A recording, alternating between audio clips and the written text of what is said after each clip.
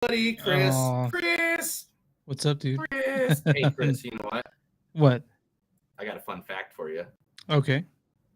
Yeah. We do. Well, I got a bidet, man. So, Oh, so yeah? Oh, yeah? yeah. Uh-huh. What about this one here?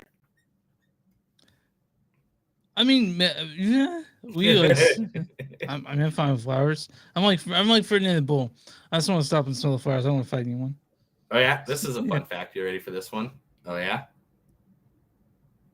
That's probably true. No, it's really true. It's I know. true. Think about it. Scooter incident. Yeah, right? that's true. Drowning in Beaver River or whatever, where my kayak came apart. The COVID. Yeah, and then the part. Well, you get a and hospital. The murder. And the homicide. murder. Where I got shot at. Yeah. So that's only the ones I can think about that don't permanently scar me for life. I don't think I've almost died recently. Unless you count getting on a plane a couple times. So, yeah, you were. Yeah. Did you like buy like a jam and stuff from them? Actually, we went to an Amish place just this past weekend. Right before the Wrestling with the Cause. What did you buy? Did you do anything?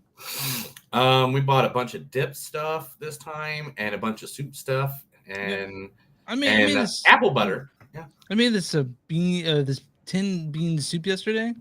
But it turned out to be more like a slurry or like a stew. It's still pretty good, but it's that's good shit, man. It's good stuff.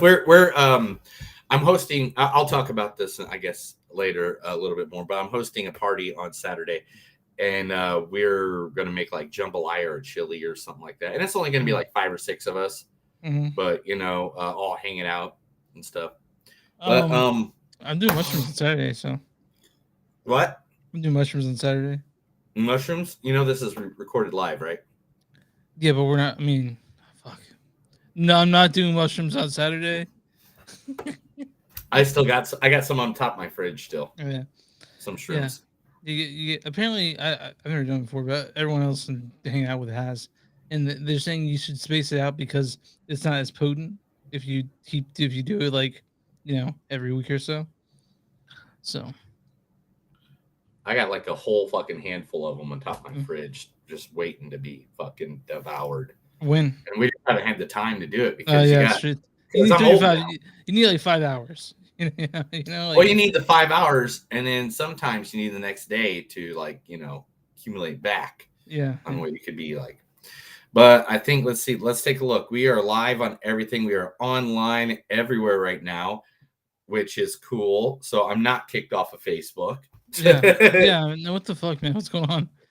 Dude, every time something comes up in my memories, they're saying that because it was something I did years ago that I posted it just now. And I was like, no, that isn't the case, guys. What the heck? But all right, I say let's start this episode. You ready to talk some movies? I am ready to talk about these movies. Me too. I know the first one we're gonna have a great time with. Let's talk about it. Well, that's gonna be great. It's gonna be awesome. Let's talk about it. Let's start. Hit that son of a bitch and awesome theme music.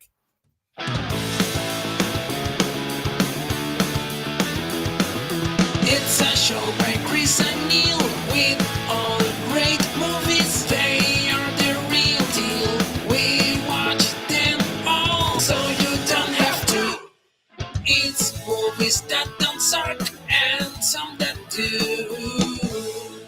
Ladies and gentlemen, boys and girls, it's a new episode of the greatest movie review podcast in the entire world. Movies that don't suck and some that do. My name is Neil. And I'm the great Chris. Yeah. Today, we are bringing you two, kind of not one, not two, but two. Yeah, just two. Just two of the movies that are out there for your viewing pleasure in the world today. First, we are going to be talking about Netflix's new film that is a movie based on a Nora Roberts book called Brazen, featuring the great Alyssa Milano. God, that was great. I want to kill somebody else. Who can I kill? Chris, find me another demon to kill. Okay, we gotta get these powers out of her. What? You're the one who wanted me to have a power, remember? That's from Charmed, right? Yes, that is from Charm. Okay, all right. And then Sam Page. I'm sorry I didn't mention my involvement with Ridley when I first saw you at the bookshop. Thank you. But in my defense, I didn't know it was your bookshop until just then. But you knew it was true love, and you know how much that place means to me. Well, yeah, but not for a long time. What's that from? That is from a movie he did on the Hallmark. Oh, I mean, that makes sense.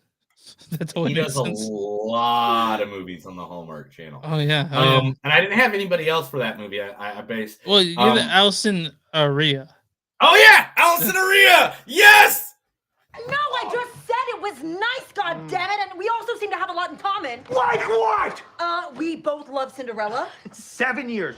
Not once have you mentioned Cinderella. Well, I talk about Cinderella at least once a week, Evan. You just never fucking hear me because you're always going on about Coldplay and fuss with the fucking people. Oh, you're gonna put down my musical taste now? How fucking low are you? Pump up kicks, Evan. Do you know what that song is about? Murder! You are a murderer. You are murdering my spirit.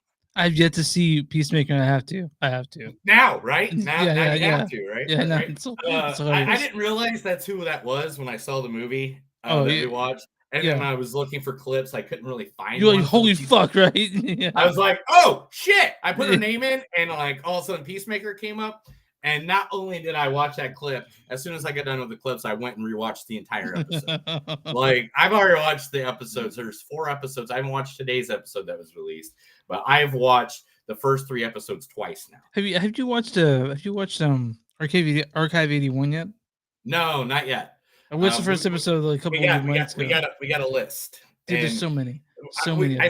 we're still got to finish up Yellow Jackets, Mhm. which that's a really good show, and we just got stuck at a midpoint because of something else popped in, and of course we're watching Peacemaker. I haven't even watched yesterday's episode of Boba Fett yet. And so it's like I'm stuck. I'm behind on Boba Fett. I'm behind on Yellow Jackets. Peacemaker is another one I got to watch, and then on top of it, this weekend's the Royal Rumble. So it's just like, yeah. And there's so much wrestling going on, and so many crazy things going on. All right, then next movie that we are watching is the one that has a lot of award buzz going on, and so we finally went back and we had to pop it in here, and that is called Being the Ricardos, featuring the one, the only. She's so lovely that she is even better than Tom Cruise. She had to kick him to the curb. Mrs. Nicole Kidman. You know what I wish? I wish you would stop comparing Danny to Arthur. Danny was a 4-year-old boy who chased his dog into the street, and Arthur was a 30-year-old heroin addict who OD'd. Frankly, I resent how you keep lumping them together, Mom. That's from Rabbit Hole. Yeah, The Rabbit Hole. That's one of fucking lesser known movies, but I really think more people should go watch it just to appreciate Nicole Kidman. It's a trip, man. It's a trip. It's a good movie. Also, the wonderful, the beautiful, always amazing actor, Javier Bardem. Javier Bardem. Yeah, that's what I said. Javier. Did I say Javar? I knew I was going to do that. Javier Bardem.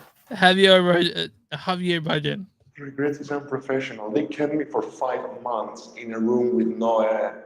They tortured me. And I protected your secrets. I protected you. But they made me suffer and suffer and suffer. Until I realized it was you who betrayed me. From Skyfall? Skyfall. Yeah. And I by any means, I looked through all the movies. Dude, there could have been so many you could have chosen. Yeah, I know, but the thing is, he doesn't have big speeches or monologues in any of them.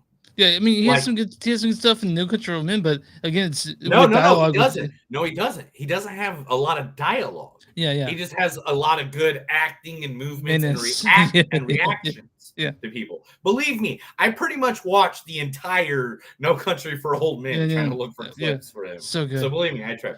All right, and also the great, the admirable, the guy has should win more awards because I swear he just is a chameleon in the acting world. the one, the only J.K. Simmons.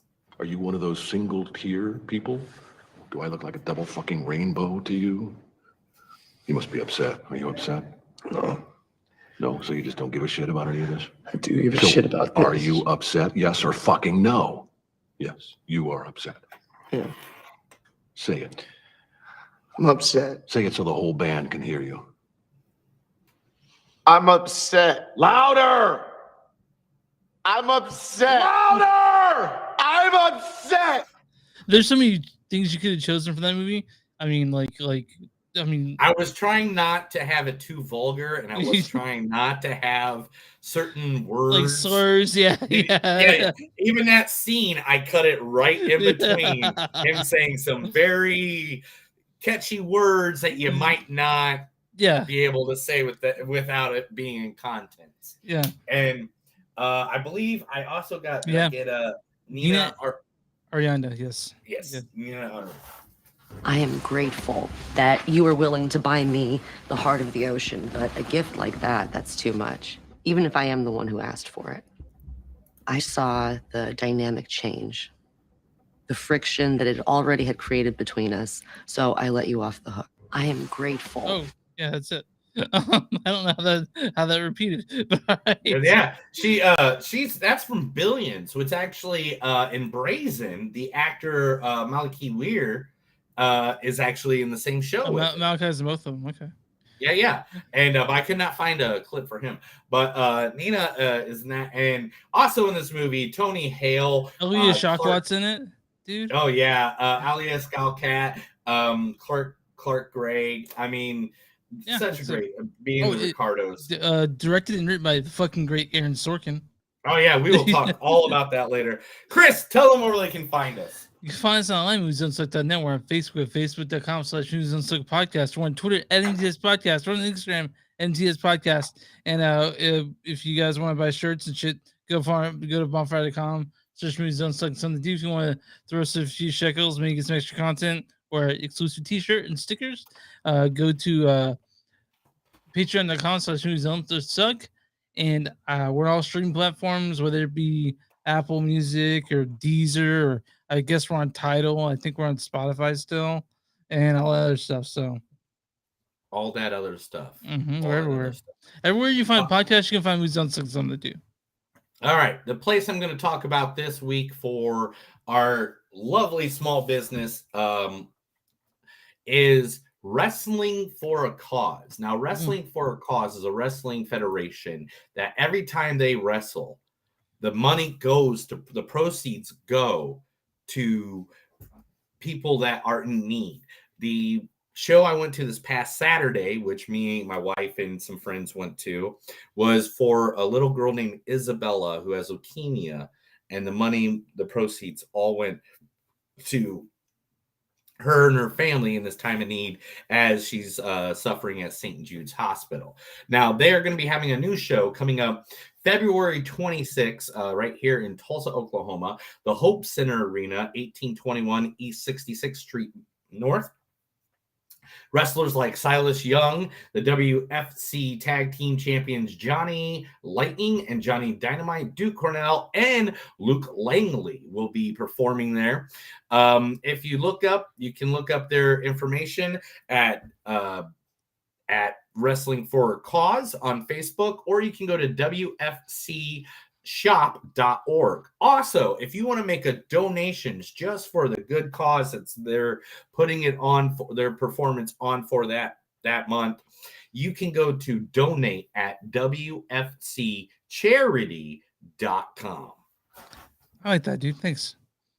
Man, it was cool. It was a great wrestling thing, and even at the end, the owner operator came out and was like, "Hey, man, the reason we do this is because, even though we love doing the shows and we just love wrestling, we're doing this for." I mean, it's pretty much a sold out show in this gymnasium. Yeah. And it was really good, and he just had this heartfelt where you could see the tears in his eyes, and I could because I was front row, and like it was just it made you feel like, man, I need to come to every show now. I need to come to every show because I feel like they're doing something for a purpose here, and it's not just. It's nice. Yeah, it's not just it's really cool.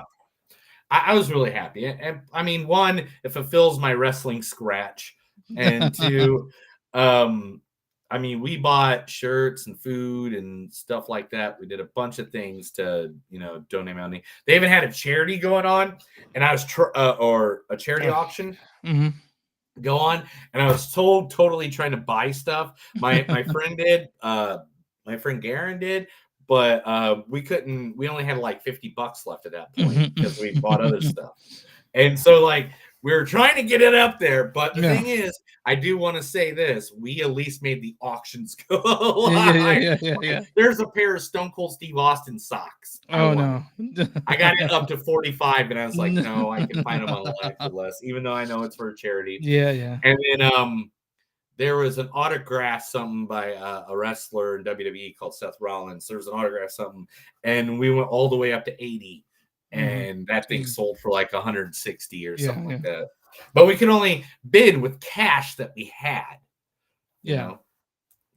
Oh, and then two of my friends this week, Garen and Topher, they went out Tuesday because I was actually working at the radio station that night.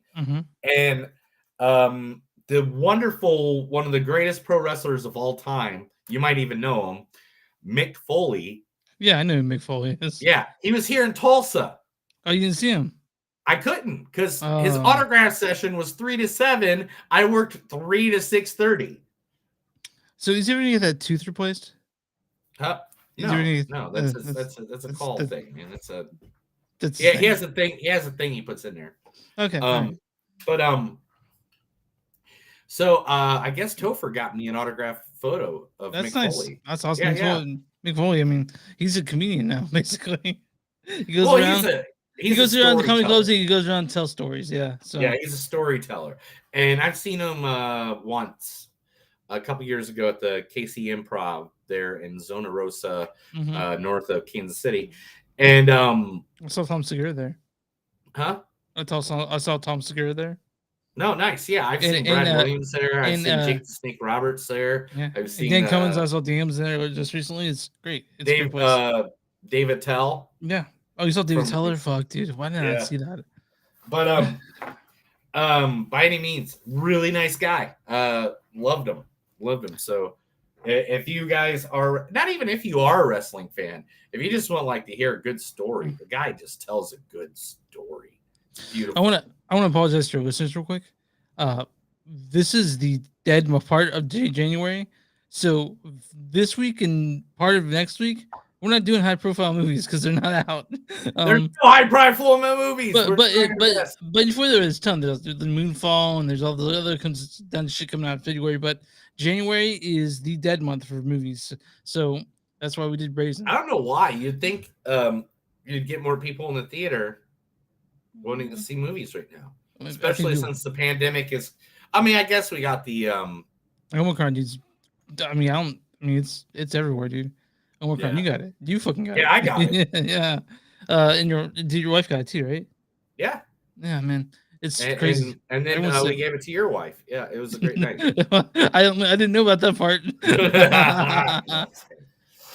But you want to get into I guess my week's been nothing special, just working and shit. We just got back from Colorado. That was fun. Oh, dude, come on! Tell about the story about getting a tattoo in Colorado. My wife got a tattoo of a skate from a beloved tattoo and wellness and a roller skate. Yeah, roller skate. It looks great. And if you guys want to, if you want to find it, you'll find it. But go to Beloved Wellness and Spa Instagram. You'll see the skate photo of her. Great tattoo. It snowed while we were there. I went nice. I went downtown. We didn't do a whole lot. Dude, being in Denver, seeing the mountains and seeing the snow come down, I would have loved that. That would have been. The first two nights we were there. First nights there, it was raining and snowing, and we couldn't see shit because of visibility. But on the way out, like on the way back to the airport, I looked to my left. I'm like, God, why couldn't we see that? It was a beautiful day when we went for the airport, but we didn't do a whole lot. We went to this place called Convergence Center, which is like this interactive art exhibit. I went to a record store. I went to a bookstore called Twist and Shout, and the bookstore called Tattered Cover. I bought a book there. Nice. Give me And comic books. They had a ton of them, but I bought a. You I didn't bought give a. me one, not one. You didn't send. Yeah, you I are. bought. I didn't buy my wife anything either. Well, she was getting a tattoo. And I bought a book by Brian Sanderson called Mistborn, and because it was recommended to me. So we'll see how it turns out. And other than that, man, like I'm just we're working and shit and fuck next weekend. But yeah, all right, man. Let's talk Brazen. All right, Brazen, starring not Raisin. Yeah, directed by Monica Mitchell. Based on Monica Mitchell's done a bunch of Hallmark movies. Nora Roberts, everyone knows her, is based on a novel, and then written by Edith Swinson and Donald Martin. They are also worked on a bunch of Hallmark movies. This stars Alyssa Milano. God, that was great. I want to kill somebody else. Who can I kill? Chris, find me another demon to kill. She plays Grace. Sam Page plays Ed. I'm sorry I didn't mention my involvement with Ridley when I first saw you at the bookshop. This also has Malachi Wurr as Ben, Emily Ulrich as Kathleen, Matthew Finland as Gerald Baxter, and Allison Araya as Captain Rivera. No, I just said it was nice, God damn it, and we also seem to have a lot in common. What? Yeah, so I could have gone. It's got Colin Wheeler, Senator Baxter, all these people you've seen in a bunch of Hallmark movies. That's basically what this fucking is. Round should read the storyline on this. God, it's so long. Is it? Oh my God, it is so long. But the thing is, I bet you it's going to do a better. Never mind. We'll talk about it in a second. After a demanding book tour, super mystery novelist Grace McCobb decides to visit her sister Kathleen, who's embroiled in a custody battle after a bitter divorce. Arriving in DC, Grace is shocked to find Kathleen living in a rundown neighborhood and hoping to afford a hotshot lawyer, supplementing her merger teacher salary by moonlighting as a phone sex operator. Keep going. Yeah. According to Kathleen, Fantasy Inc. guarantees its employees ironclad anonymity, but Grace has her doubts, which are confirmed one horrifying cherry blossom scented night when one of Fantasy Inc.'s operators is murdered. As Grace is drawn to help solve the crime, her life turns into a scene from one of her own books. Yet one of her biggest fans, investigator Ed Jackson, warns her this isn't fiction. Real people die, and Grace could be next, for she's setting a trap for a killer more twisted than anything she could imagine, and not even Ed may be able to protect her from a revenants with lust and death. What a piece of shit this movie is. Oh my God. That description was, that had to be from the back of the book. That had to be from the back of the book because it said phone sex operator. No, it was guessing they updated the shittiest cam girl ever. Right. All right. Two reasons I chose this fucking movie. And so I can defend myself before we rip into it. Okay. One, it has Alyssa Milano in it. So I was like, hey, a movie of Alyssa Milano. Maybe she hasn't been around for a while because, she just hasn't been around for a while. Yeah. Hey, I'll be more than happy to give her a chance in a fucking movie because I liked her in the 80s and the 90s. And Charm, Charm. Yeah, I was a fan of her.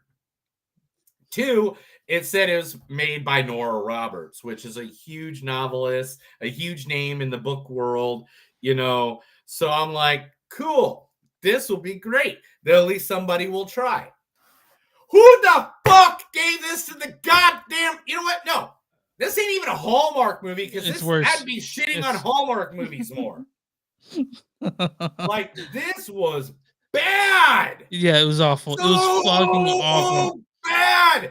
Oh my God, I don't even know what I can rate this. Like, it's so bad. I've been going over this back and forth. Me and my wife watched this together, and it got to the point where we were just fucking laughing at it. Yeah, I was sitting alone in my living room with the dog watching this. And I texted my brother. I'm like, this just keeps getting worse and worse. like it did. Like, I didn't think it'd get any worse or more cliched or anything. I was like. How are they doing this? Because the cam girl, I don't know who pays for Fantasy Inc. Or Mormons, or it's the shittiest cam girl you've ever seen. Yeah. All right, and also, all right. Here, let's tear apart the actual Okay, the plot. thing, the Okay. actual parts of this movie. One, Okay. cinematography looked like it was a goddamn Mhm. sitcom Yeah. or a soap opera, right? Yeah. Yeah. Two, whoever edited this shit, Oh my god. there's There's like, so and much there's wrong no with this. space. There's no space, you know.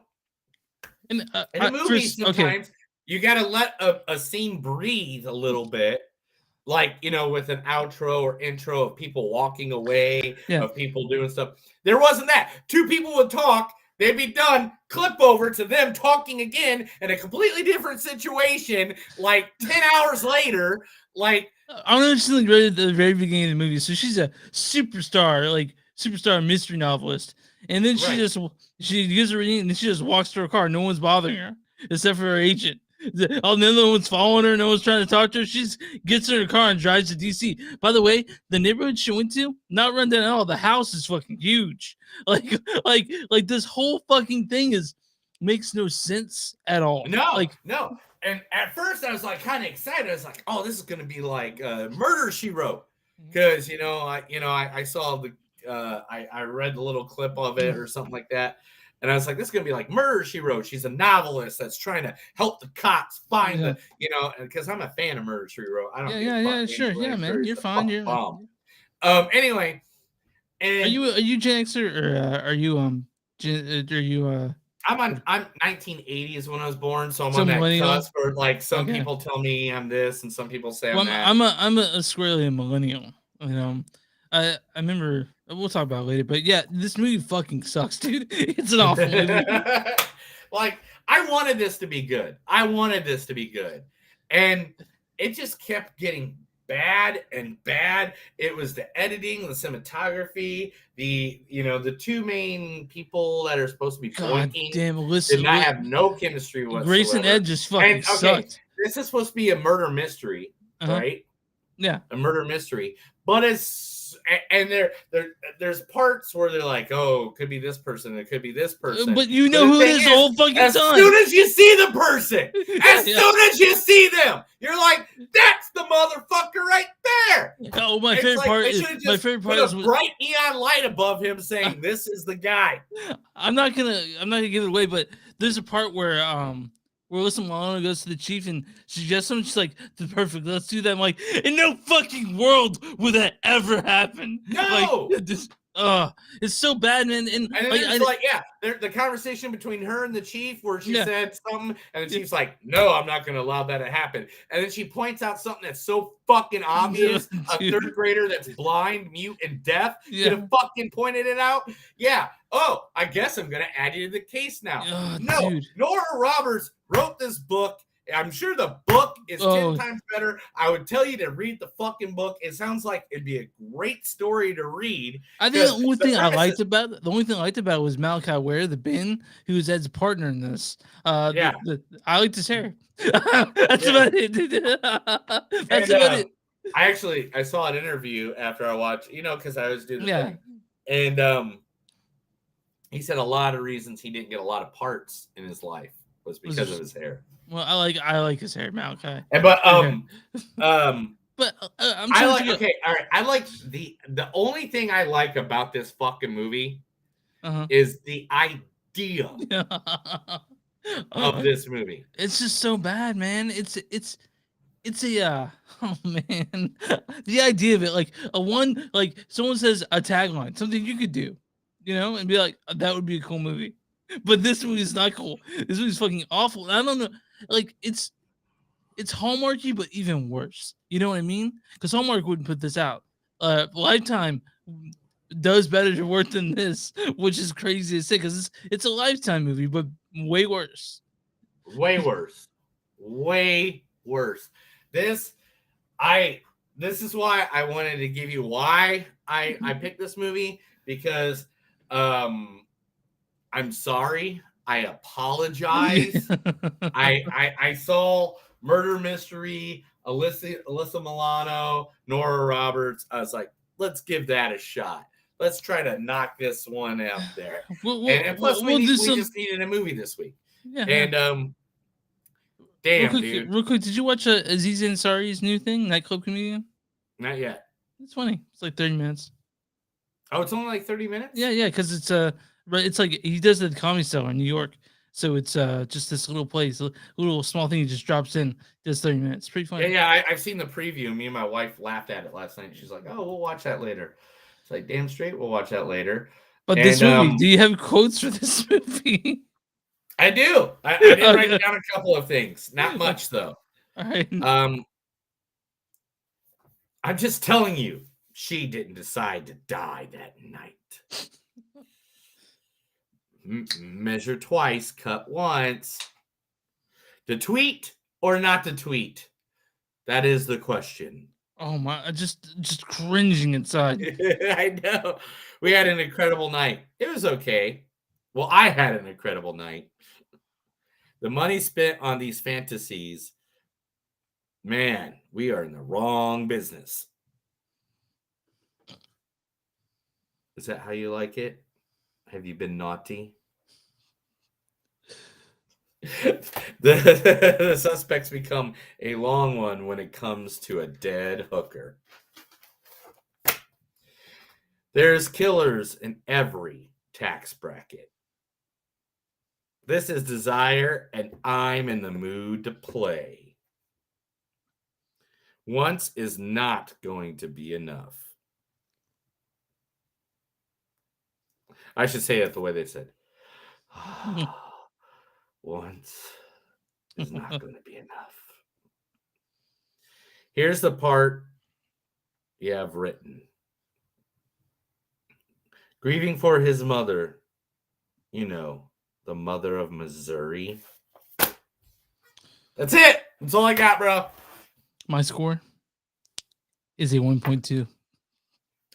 My score is a 0.5. This is a 0.5.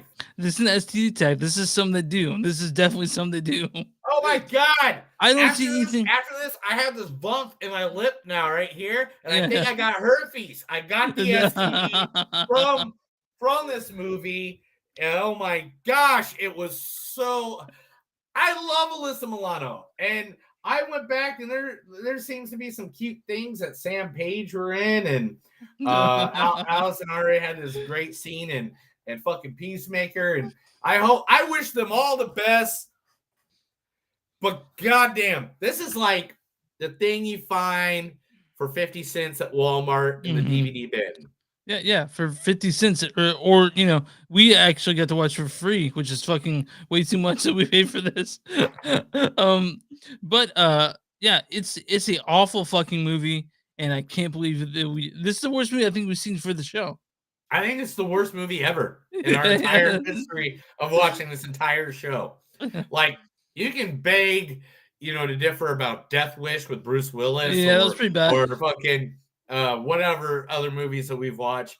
We can sit there and argue over that shit all day long. But I don't think I think this. I mean, it's just, you know, two or 3 weeks into January.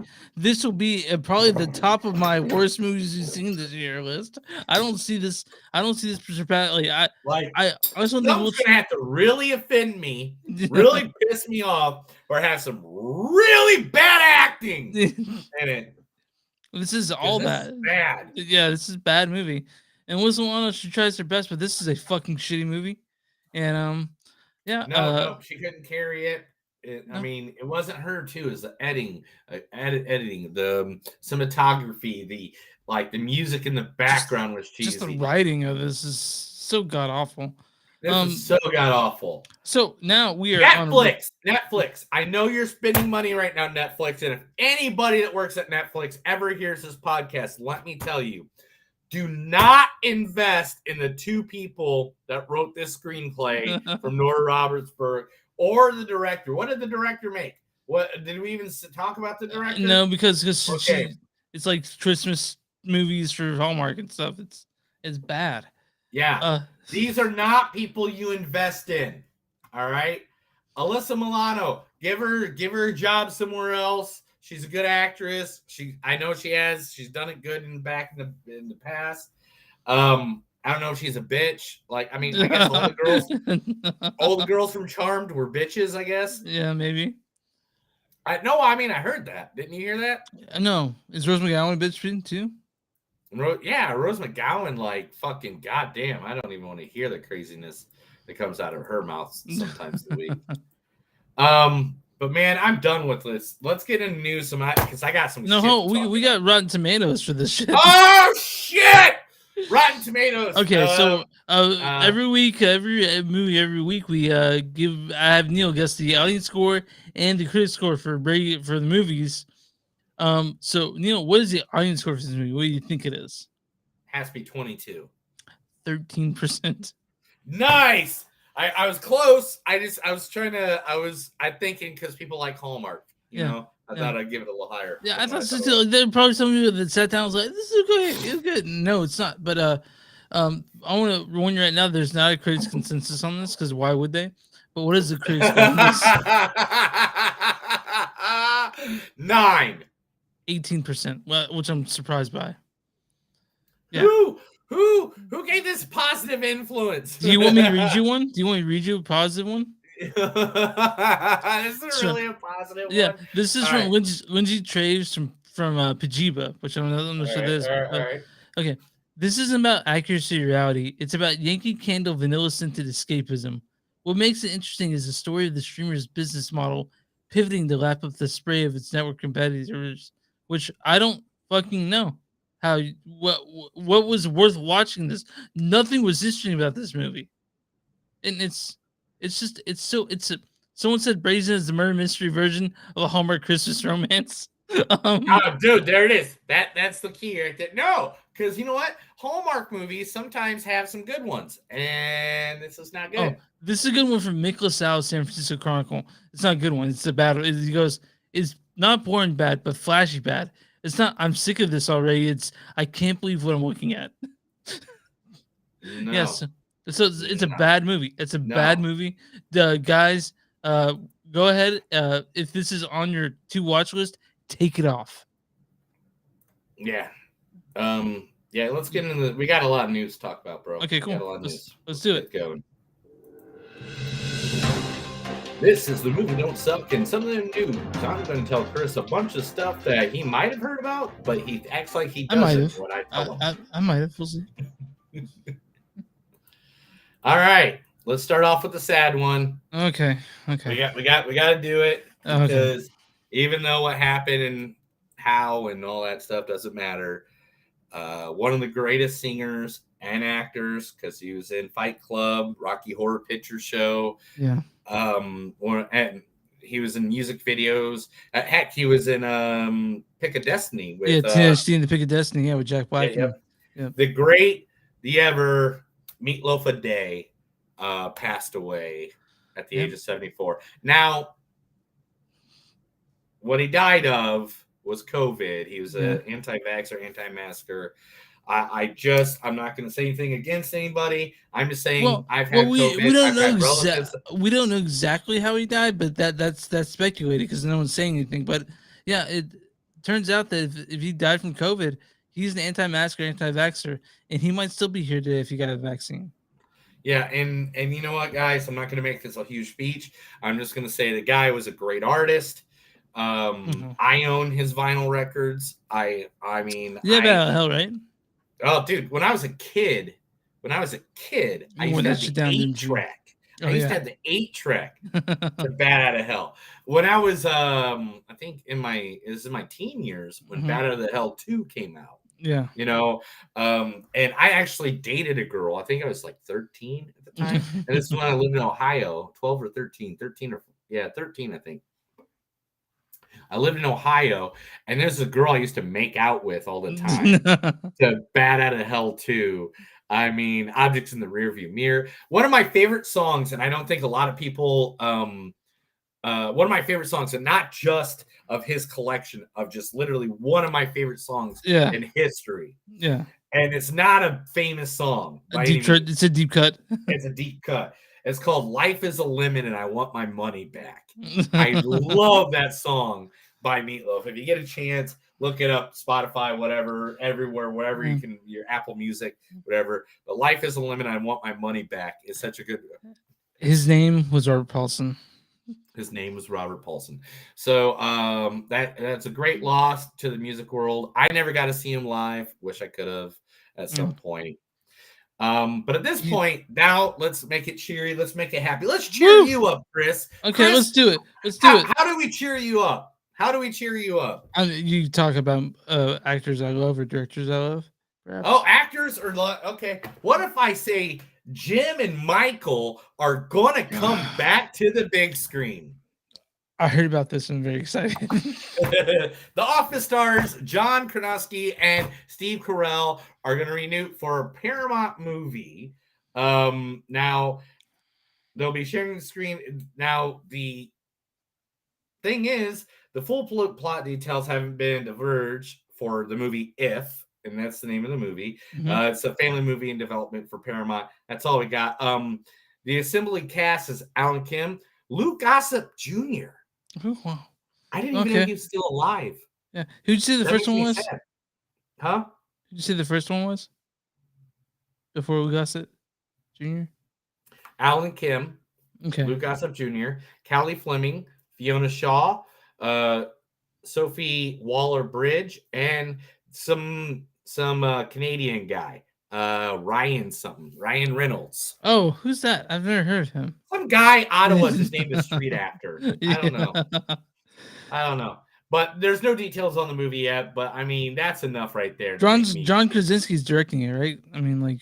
Yeah, and Steve Carell's in it. I mean, what more do you need? What more do you need? Yeah. That's enough for me to be there in 5 seconds. I don't care if you ever say, "Hey," I mean, you could tell me the worst fucking movie details about a movie. You can be like, it's about dinosaurs playing poker, eating potato salad. And I'd be like, I don't want to see that. And then you'd be like, John Krasinski directed. Okay, why? Because that's, it's going to be a hit. All right, let's talk about it. If you are a listener of podcasts like ours, and we talk about this podcaster a lot because we're huge fans of this podcaster, Mark Maron. Yeah. So WTF this week has blasted out the biggest controversy that has happened in a long time from podcasts. Oh, that is because the great actor Peter Dinklage went against was praising how they what's the best way to say this? Let me see if they got a quote. I like Dinklage a lot. But anyway, it doesn't have the quote that Dinklage said in this article, and I'm sorry, and I apologize for that. I should have brought up a different article, so I had to quote. But to kind of give an overscape, what he said was basically, okay, they're so happy they casted a Latina actress, which he goes, I had nothing against her. For Snow White, but it's still Snow White and the Seven Dwarfs. Yeah, he goes, the dwarfs are there's a problem he has with, and I agree with him. So Disney, in answer of this, is saying that now the dwarves are going to be like magical creatures, and they're not going to be like, little people, or I don't think I can say the other words considered racial now, right? It's considered discriminatory for sure. Yeah. So short people or I'm not going to say little people. I don't like little people. I don't like calling them little people. Short. I mean, I know a few and they prefer the term little people. Yeah. Okay. Well, yeah. I don't like calling any person little. Yeah. I think everybody is what there is. Yeah. But Brad Williams, the stand-up comedian, he has put his 2 cents in this. Oh, yes. Yes. Okay. And he thinks he has figured the go around. Okay. All right. And he says, instead of having, let's see. Let's take he goes, let's take a step back and look. Oh, no. I'm sorry. This is actually the quote from Peter Dinklage. I'm sorry. Okay. I had this marked and I marked it wrong. But it says, take a step back and look at what you're doing. It makes no sense to me. You're progressive in one way, and you're still making that fucking backward story about 7 dwarves living in a cave together. What the fuck are you doing, man? I have done nothing to advance, the cause. Well, Brad Williams has come up and said he's right, but at the same time, I'm torn because it's like, yes, it's mildly offensive, but at the same time, I really need the fucking work. And Williams explains, I think there's ways to fix it. I think there's a way you can still do a progressive Snow White and not offend the dwarves. Like, make Snow White end up with one of the dwarves. How about that? I mean, she goes for a prince who made out with her while she was like legally fucking dead. I mean, that's kind of creepy, right? She would go for one of the dwarves, right? Yeah. Man, So- Doc slinging that dick. No, it's dopey. Come on, man. It's all dopey. We all know it's dopey.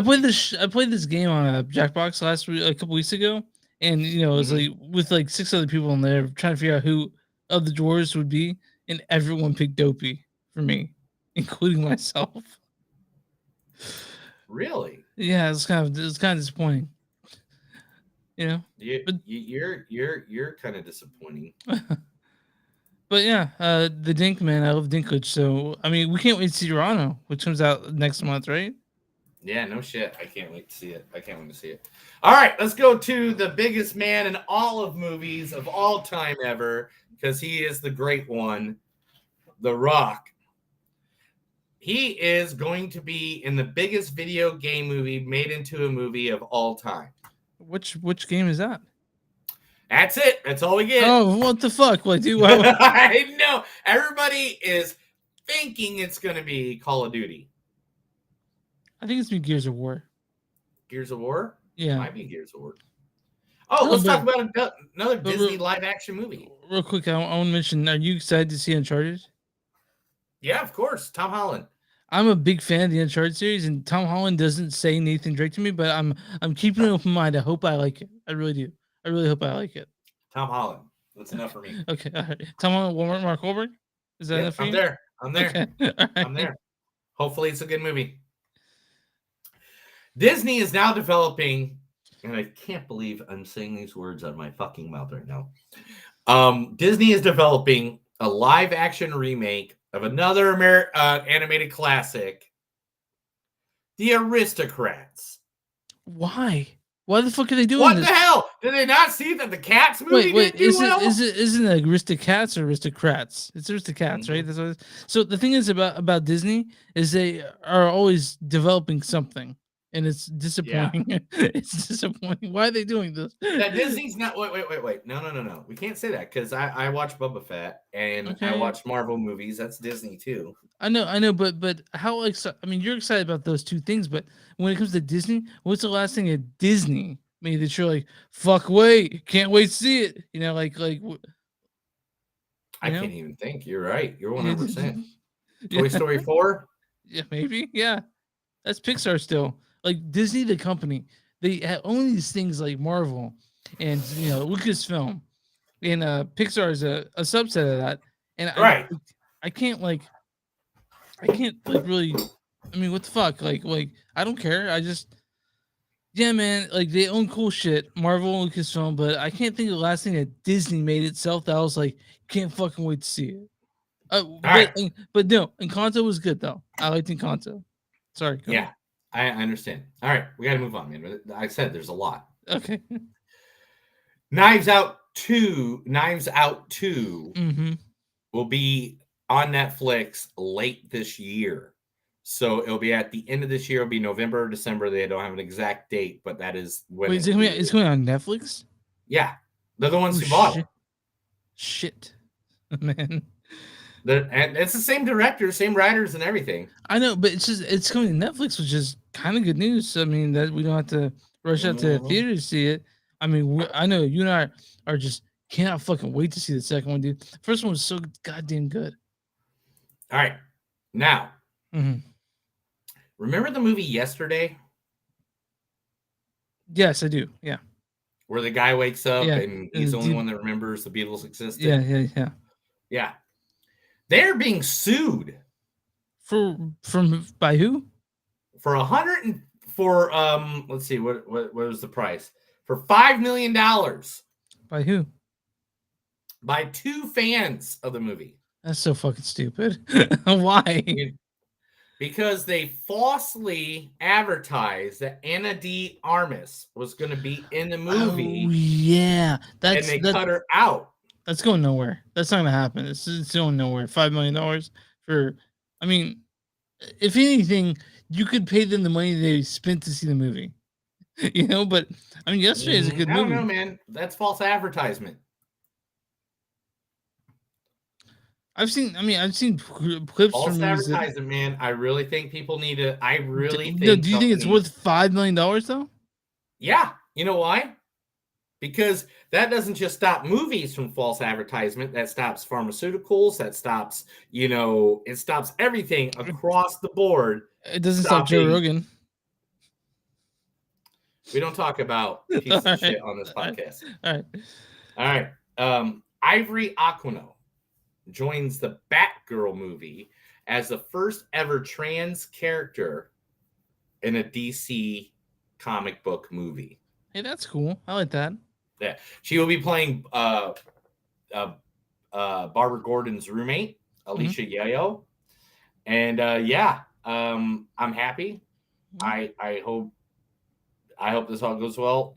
Of course, Batgirl's already getting some backlash because of her outfit and doesn't look like. I don't know what the fuck is up with people. Whatever. You want to see it, right? Yeah, I'm down for it. I'm down like a freaking. Hopefully, maybe they can add Robin in there at some point because, do you realize in cinema we have not had a Robin since Batman and Robin. Batman and Robin. Yeah. George Clooney and Chris O'Donnell. Yeah, some people would argue that Jogo was one, but he was not Robin. No. Hey, did you ever watch Girls Trip? With Tiffany Haddish? No, man. Everyone talks about how good it is. I haven't got a chance to watch it. I heard it's really fun. Oh my god. You and your wife get stoned and watch this shit, dude. Okay. Like literally, it's a funny ass movie. Yeah, I heard it's hilarious. I mean, like it's like Hangover funny. It's like that, you know. And I don't know, a little more sentimental.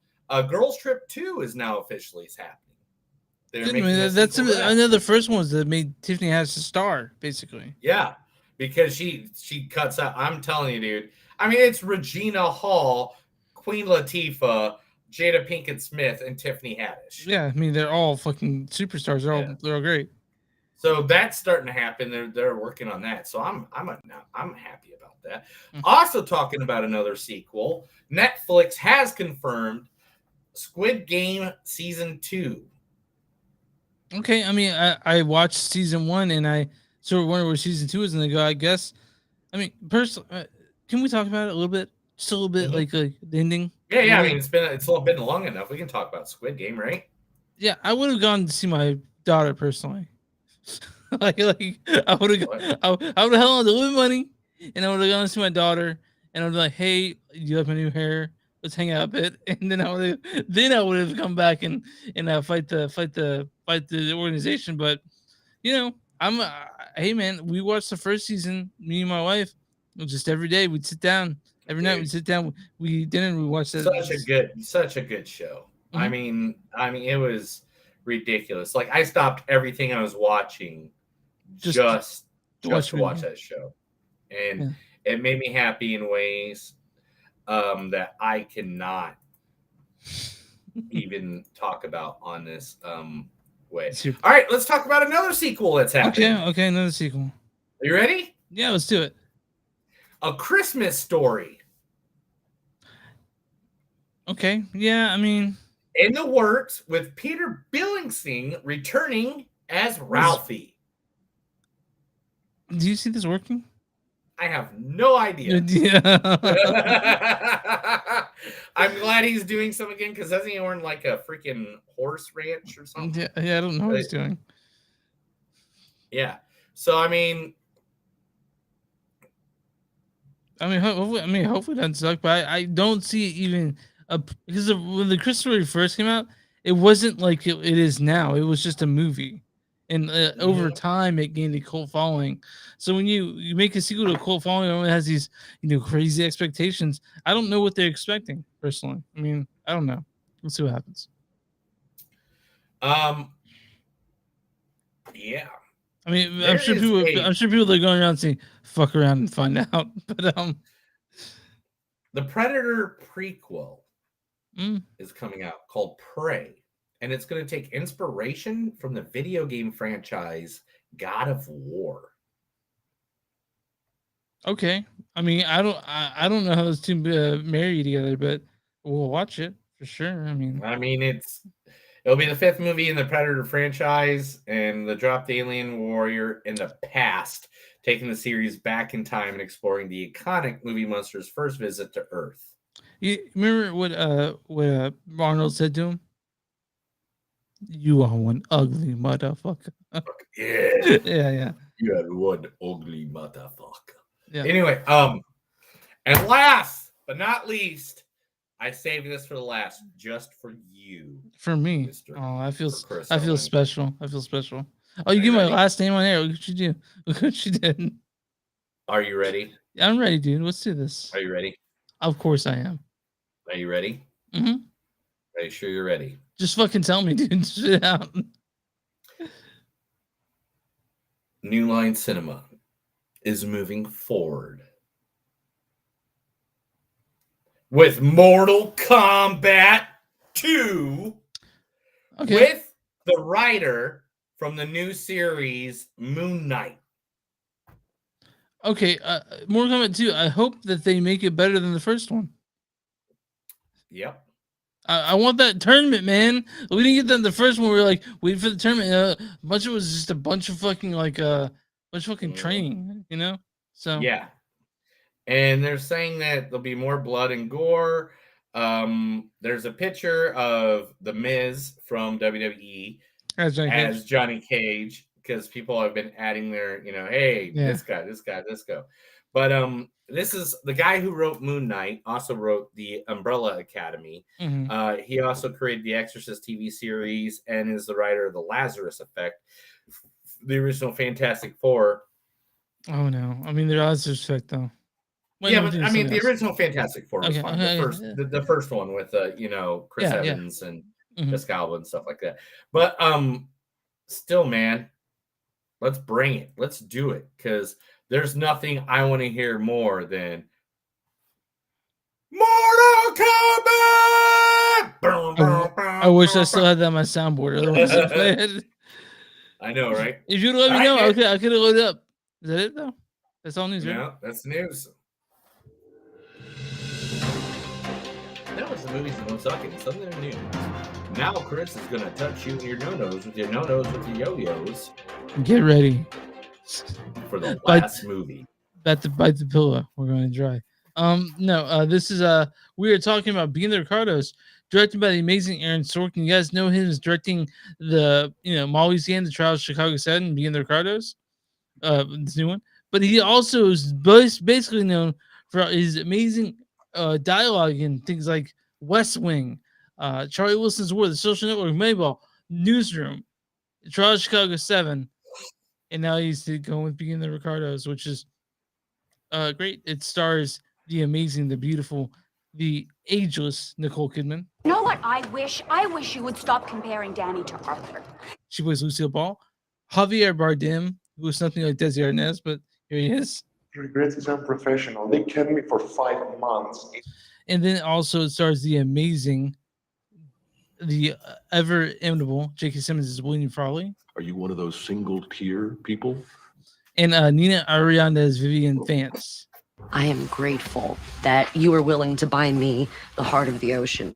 This also stars Tony Hill as Jess Oppenheimer, Aaliyah Shawkat as Madeline Pugh, Jake Lacey as Bob Carroll, Linda Lavin as Older just people you've seen everywhere are in this movie. Everywhere. Don't forget Clark Gregg. You always gotta say Clark Gregg, man. Oh, yeah, Clark Gregg is my homie. Yeah, and also Nelson Franklin.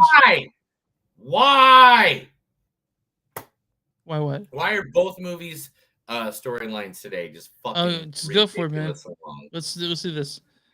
In 1939, Lucy Ball is contracted to RKO, or Really Kinky Orgasm Pictures. That's She not it, but gets yeah. that was a Meatloaf thing. Okay, Anyway. all right. Yeah. Anyway, let's start over. In 1939, Lucia Ball is contracted to RKO Pictures. She gets small parts in big studio productions, but featured mainly in low-budget films.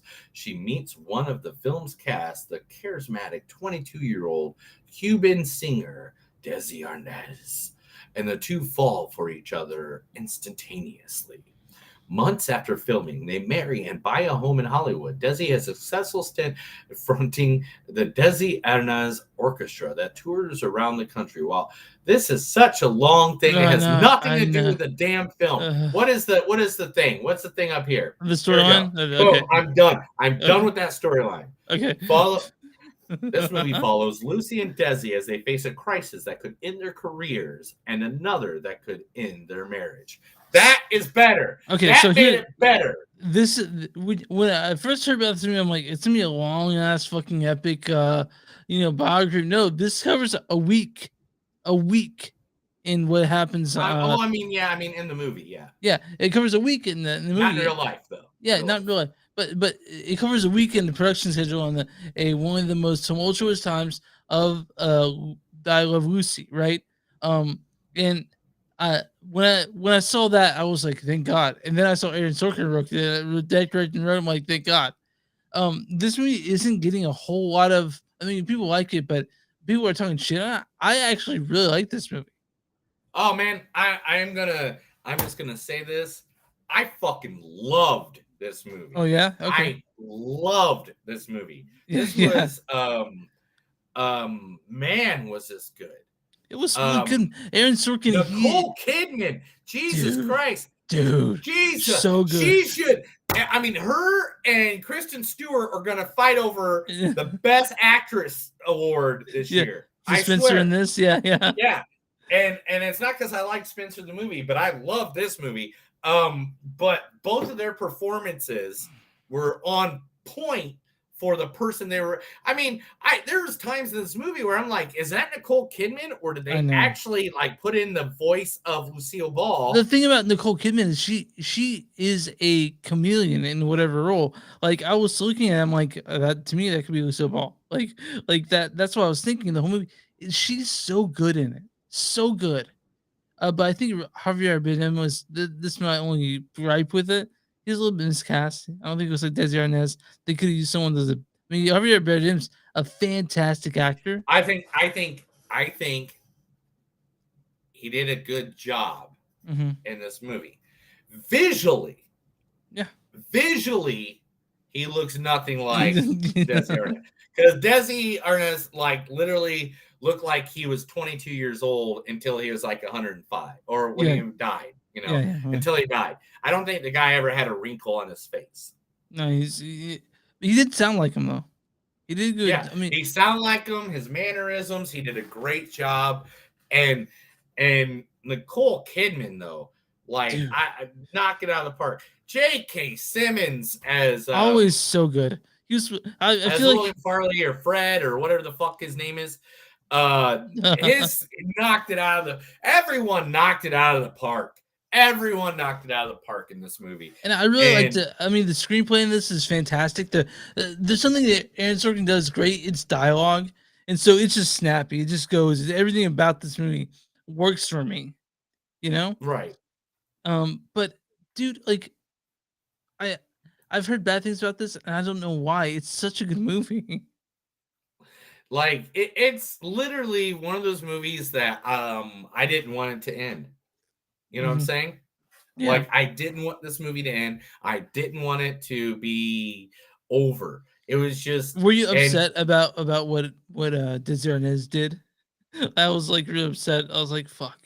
Like, because at the end of it, like what happened in real life, because people, spoiler, I guess, Lucy and Desi do not stay together later in life. They divorce because of Desi's infidelity. No. If you watch any biography ever, Desi Arnaz was always a big man hoe.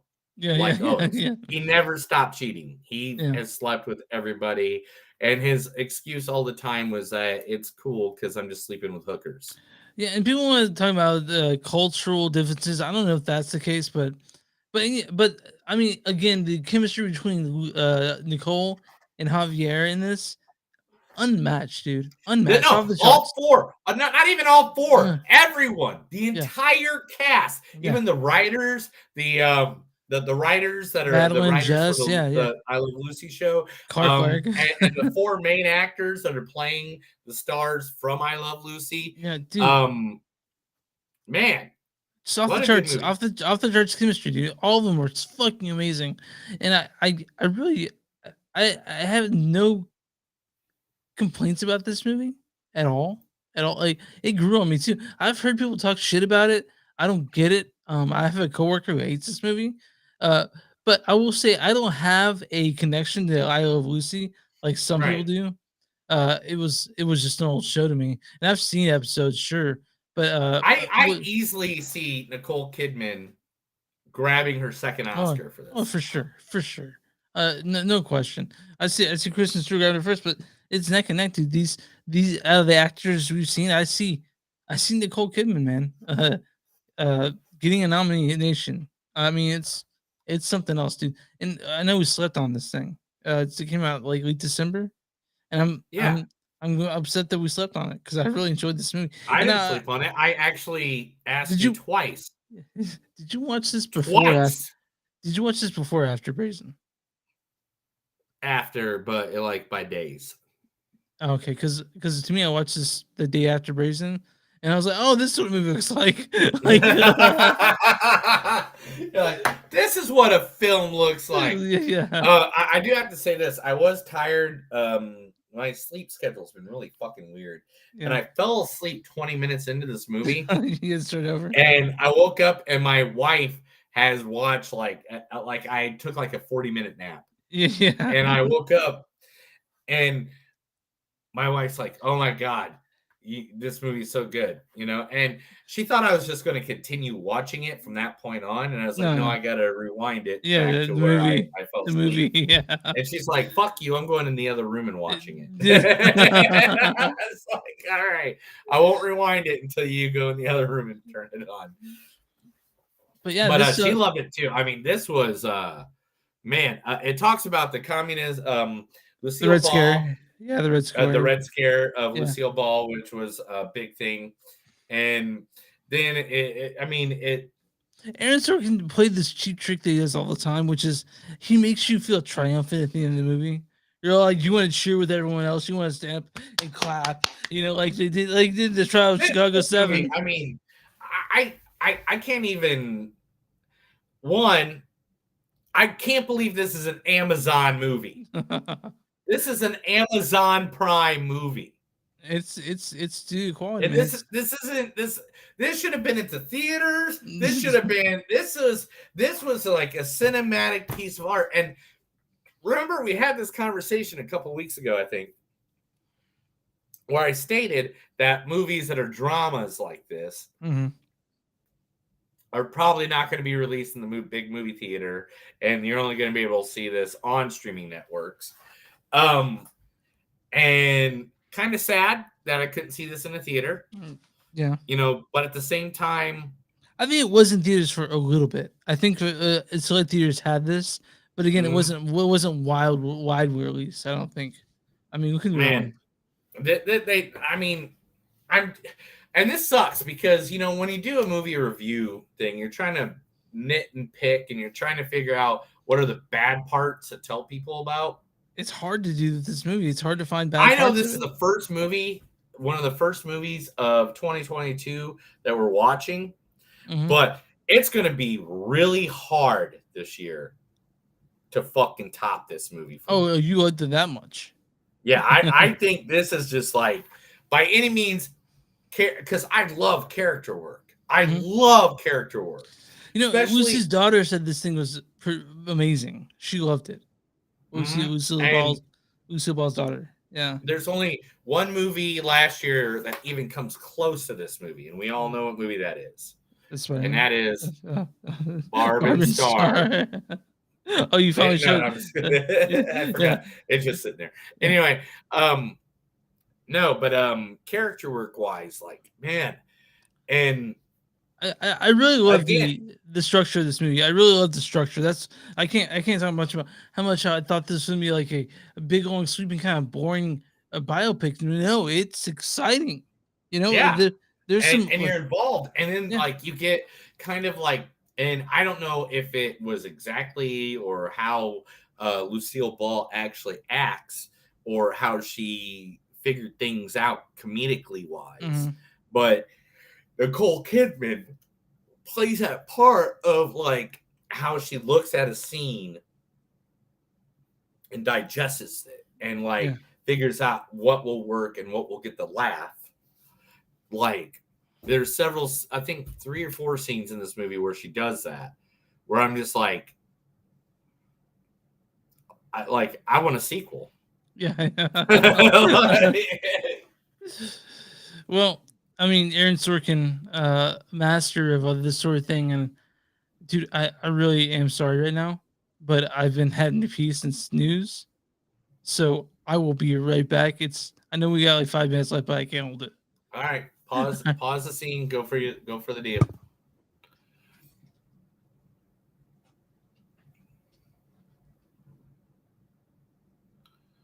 Chris is leaving right now, so that means I get to talk and he gets to be away.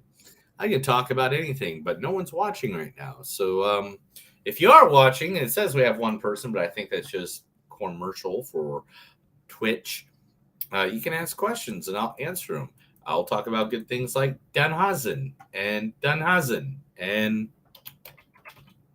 the world I live in and things like that. I have no idea what I'm saying half the time. I really don't. I just kind of go with it. Mm-hmm. I'm a little doo.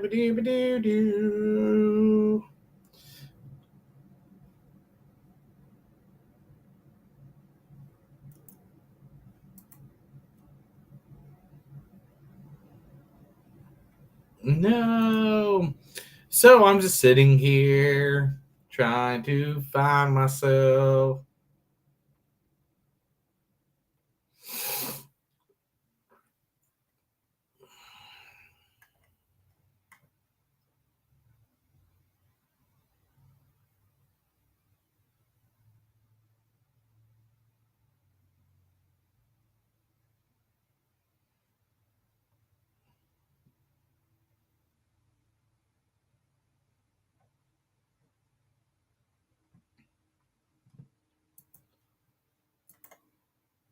I'm just sitting here trying to find myself. I'll get behind myself.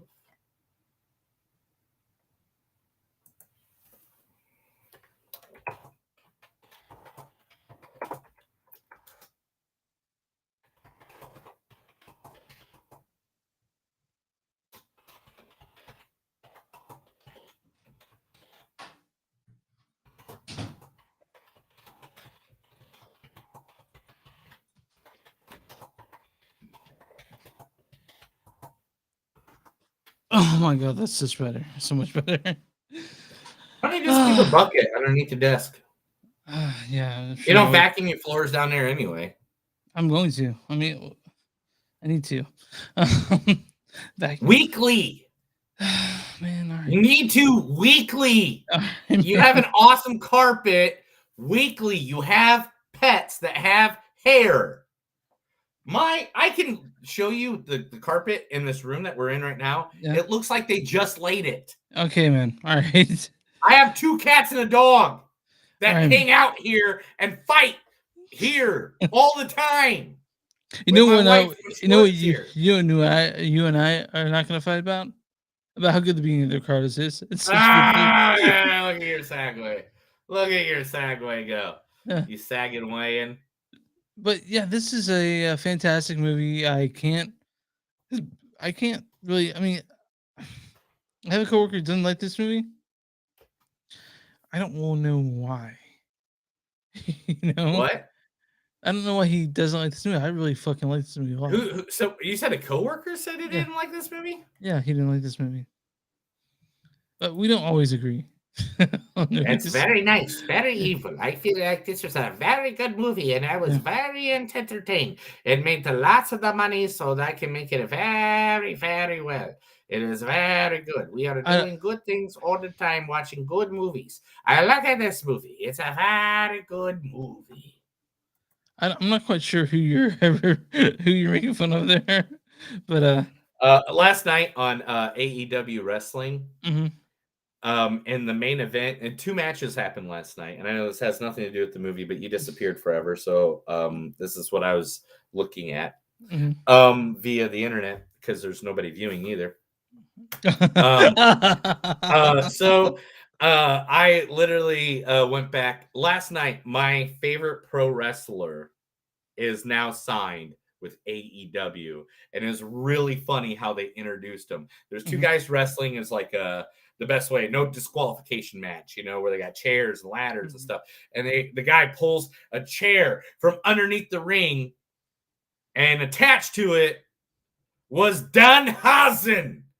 Danhausen, my favorite macabre pro wrestler, is now with AEW Pro Wrestling, which I've been hoping he signed with them a while back, but I didn't know.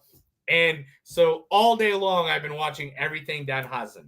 I was originally going to wear a Danhausen shirt tonight, but then I want to save it for my wrestling event I'm doing on Saturday at my house. So, okay. All right, man. Well, all right, back to being the Ricardos, and you can cut all that out. All right, 5, 4, 3, 2, 1. All right. So being the Ricardos, I got some quotes here. Let's go over let's do quotes. Yeah. Lucille Ball is a communist. Is she talking to me? Is she talking to me? So she can see me, right? Are you drunk? Is it 10 a.m.? Yeah, of course. I am Lucille Ball. When I'm funny, you will know it. I'm hazing you a little, which is my way of saying I have no confidence in you at all. Why did you come to Hollywood? Because I got kicked out of New York? I can't spend the afternoon with 3 women and tell the truth. There's only one choice for me, and she has a powerful right hook. Shit.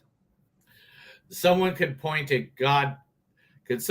Someone should point a God-can camera at this. And that was even why I married him.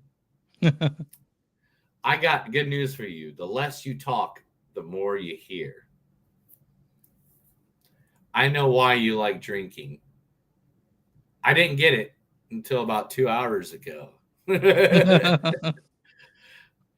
Anytime you say you have good news, it means good news for you and bad for me.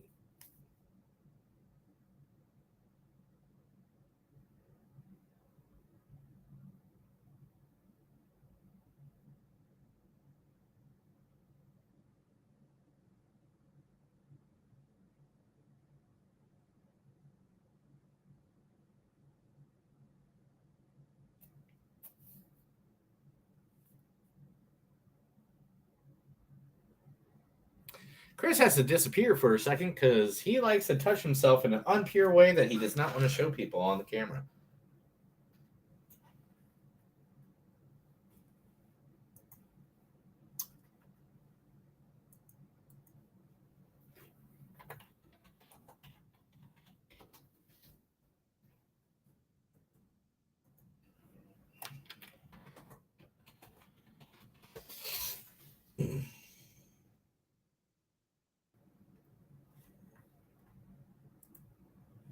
Okay, start at the last one. You said I get drinking. I get it now. I know why you like drinking. I don't get it till 2 hours ago. Actually, you laughed at that one, and I heard it. Okay. So it's the next one. Okay. So 5, 4, 3, 2, 1. Anytime you say you have good news, it means good news for you and bad news for me. Something dies inside of a man the first time someone calls him old. I agree with that line. I agree with that line hardcore. I did too. I was like, fuck. It's not okay to get better than this. And then last but not least. Are you clearing your throat with this one? Yeah. Lucy, I'm home. Okay, so I want you to score on this first because I give a score on Brazen first. 4.3, man. I love. I'm with you. I'm with you, man. I'm with you. Yeah. You know what? Fuck it. 4.5. I fucking love this movie. I love this movie. This was like one, like if we this was even last year and I had to put it in that top 10 that we did, this would be in my top 10 easily. It's going to be very hard to top this movie because not only was this movie a surprise to me, you know, I was one again, it was on fucking Amazon. It wasn't at the theater. I mean, we both made our names Ricardo today. Weird. But also it's just like, damn, dude, what the fuck?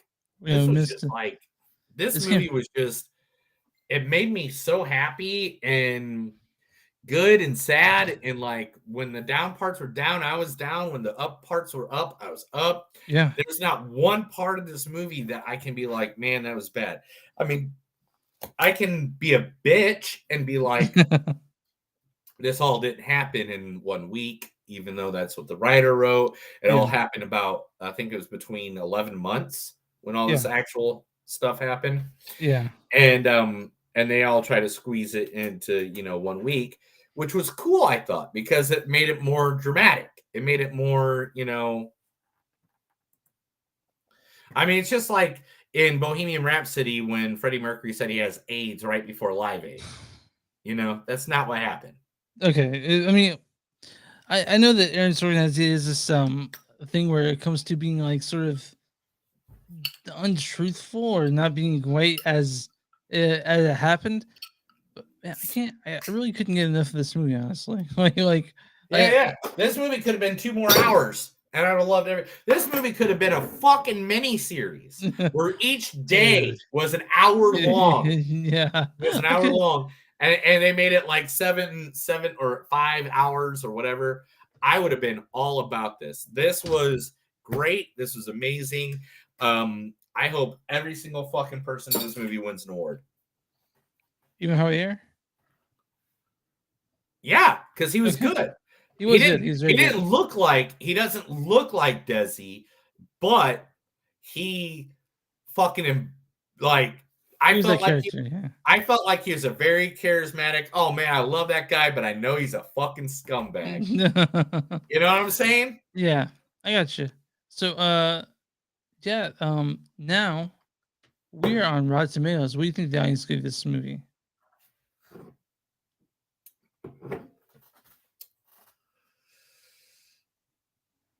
93%. 75%, man.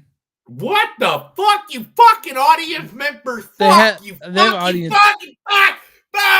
Anyway. Okay, here's what it says about the audience. Here's what the audience says. It's like, it probably means most to viewers who grew up watching I Love Lucy, but being the Ricardos is a well-made, entertaining biopic. I liked it, man. I wouldn't grow up watching it. I like this movie though a lot. Yeah, I used to watch I Love Lucy all the time. I've probably seen every episode like at least 4 or 5 times in my life. All right, now the critics score. Man, after that score just like really saddens me, and I just don't know how to do this. 88%. 68%. What the fuck are you fucking guys fucking think? I want to be in a wrestling match with the freaking consumers, with the freaking critics. I want to take you on WrestleMania coming up this April in Dallas. Because they don't suck versus all the other critics. Criticism is being the Ricardos can't hope to truly capture the subject's brilliant star power, but Nicole Kidman has a ball with Aaron Sorkin's Spitfire dialogue. I liked him more than that. I liked him more than that. I don't give a shit, man. I'm going to tell you right now. I think they knocked it out of the park. Critics are just being critics, and they can all eat my dick. I'm not sure. I mean, maybe, but it's a good movie. It's on Rotten Tomatoes, Amazon. Go if you have Not Amazon. only okay. Bottom line is this: this is not only a good movie. I would rewatch it right now if I was in a room and someone said, "I haven't seen this movie. What do you think of this movie?" And I was like, Really, "It's a good fucking put movie. it on right now. Yeah, push Put it play, on. push play. I'm down. Yeah. I'm down for it." This is my thing when I review a movie, and I've said this in the past, is that how rewatchable is this? Yeah. How Very can I see this? Like, can I watch this like next week? Can I watch this next month? Does it take a whole year to rewatch this? Mm-hmm. And this one is like, I would watch this now. Because I think it's so good, man. Just watching it. Yeah. And as soon as I got done with watching it, if someone else walked in the room and said, "Hey, I never seen that movie," I'd be like, "All right, cool. Let's replay it." Yeah. And I'd be okay with that. Yeah.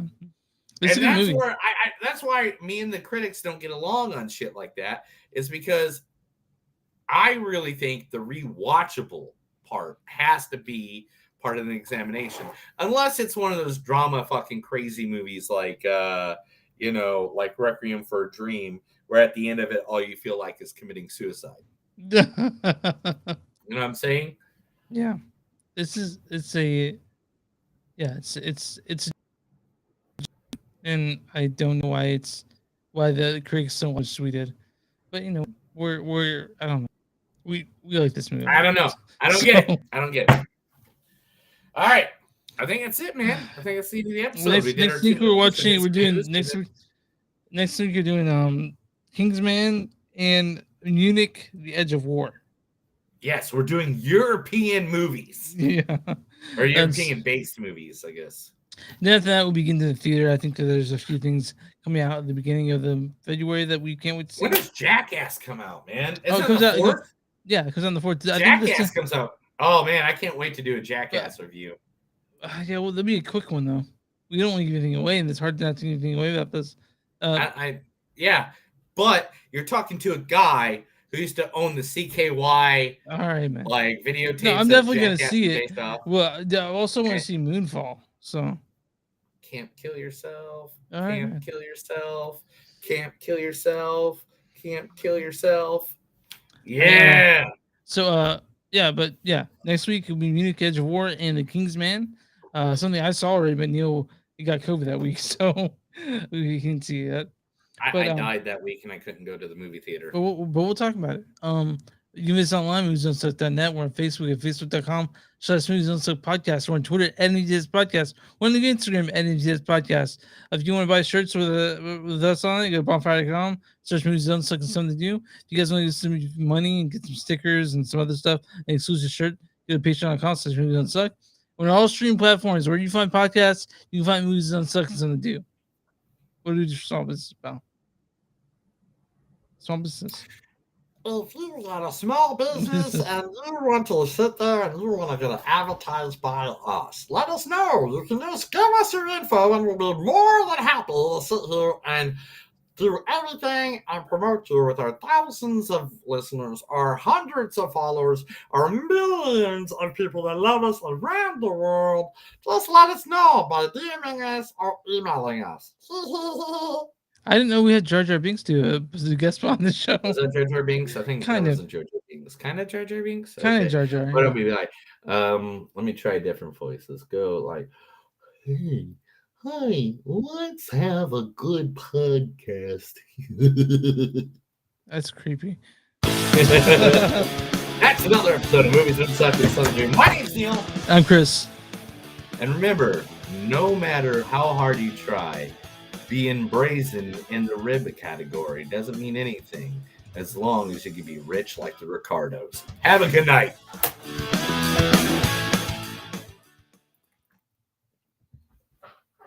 That's it, man. We did it. Guys, whoever watched, thanks for watching. You'll show his nipple. Nobody's watching at this moment in time. That's a Twitch thing. Oh, it's a Twitch thing? Okay. Yeah. Thank you, everybody who does rewatch this episode, though, because we do have people that watch it afterwards. Yeah, sure. I've seen it. Make sure you guys have a good weekend. And if you guys have any information or any movies that you want us to see in the future, let us know. Email us, message us on Facebook, Twitter, Instagram. If you want to, I can give you Chris's phone number. Here, it's right here. Well, hold Chris's on. phone number. No, What, I don't what, want. what? Am I not allowed to give your phone number? I don't want people calling me. That's what you said about the hooker we met that one night. I know. It's nice. Huh? But anyway, guys, have a good night. Thank you for watching. Thank you for having a good time. We love you. Keep up with us. We'll keep up with you. Have a good day. Stay healthy, guys. Stay healthy. And don't